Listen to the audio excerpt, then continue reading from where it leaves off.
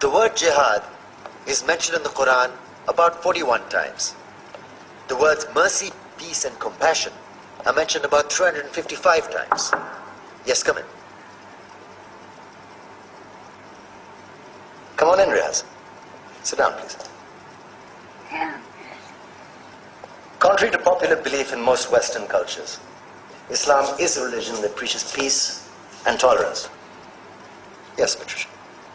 If Islam truly is a religion that preaches peace, then how come the world's most troubled spots, the West Bank, Afghanistan, Pakistan, Iraq, they're all plagued with Islamic terrorism? Well, that depends on your definition of terrorism. Some might argue that the U.S. invasions of countries like Iraq and Afghanistan are also acts of terrorism. No, those were acts of war to get rid of despotic regimes. Or a means of getting at a country's oil. Conspiracy theories. Well, May I? Yes, please. Go ahead, Riaz. Mr. Khan is right. I mean, if we're talking about terrorists, the world's biggest terrorists are the white superpowers. Come on now. No, really, stop and think about it. Explain 9/11. Okay. Do you know how many people died in the Twin Towers strike? Around 3,000. And do you have any idea how many people died in the bombing of Afghanistan? Take a wild guess.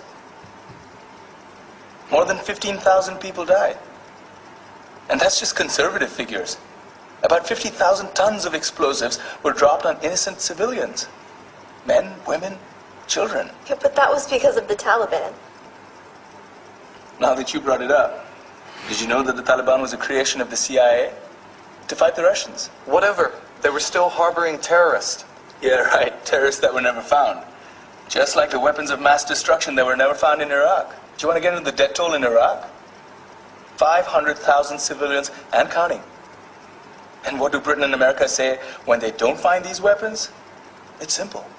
They just say sorry.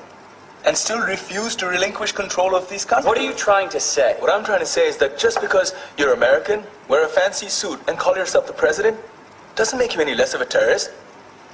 I'm saying that if you don't stop meddling in other people's countries, you will face a backlash. If Muslims like you feel that way, then why don't you get out of our country? We will. As soon as you promise to leave ours.